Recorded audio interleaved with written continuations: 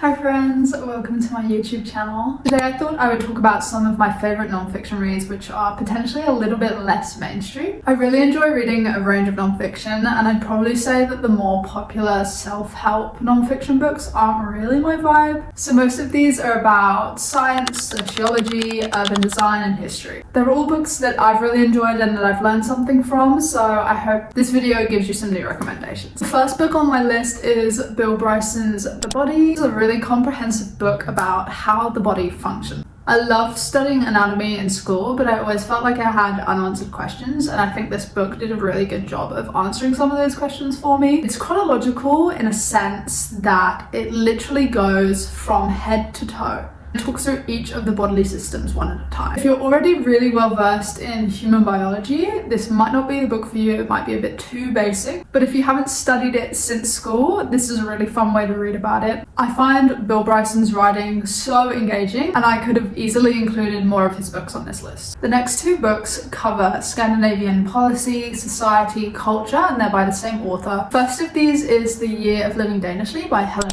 I love this book. It's one of the only books that I've ever reread. The book is structured as a full calendar year and follows the author and her family right from when they first moved to Denmark. But they live in a town called Billund, and if you've ever heard of Billund, you might know it as where the Lego headquarters is based. Other than this, it's a small rural Danish town kind of in the middle of nowhere. It's a really fascinating read about the culture of Denmark. Some of my favorite topics that she gets into are how the Danish people live through winter with such little light, and differences in how children are raised. She presents this really balanced take on Danish culture and Danish policy. She also has a second book which is called How to Raise a Viking, and this one deep dives a bit more into how children are raised, and I'm slightly less passionate about. I still found it a really fascinating read. And if you have interest in pedagogy or raising children, you'd really enjoy this.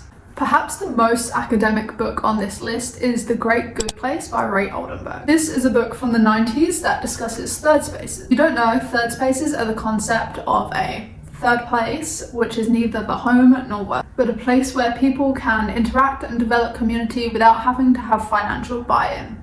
The book talks about how third spaces have diminished as the American suburban dream has grown. And this book was written in the 90s, so it's really interesting to see what Oldenburg was talking about then and apply it to modern day. It can at times read like a little bit of a research paper, and so it's definitely not the most engaging book on this list, but if you have an interest in community and urban design, then this could be a good pick for you. And last on the list today is The Lost Rainforests of Britain by Shrubsole, and this book fascinated me and made me yearn for the British countryside. It's a deep dive into temperate rainforests and their existence in the British countryside and the remnants that we still have of them today. If you're a fan of The Lord of the Rings or The Hobbit, he also talks about how these landscapes likely inspired Tolkien in his writing. I've always loved nature, but this book gave me a new appreciation for British countryside. I would highly recommend it if you have any kind of interest in plants, in nature, in national parks, or even if you're a big Tolkien fan and you want to understand the landscapes that inspired him. So those are the books for today. Honestly, I could have made this video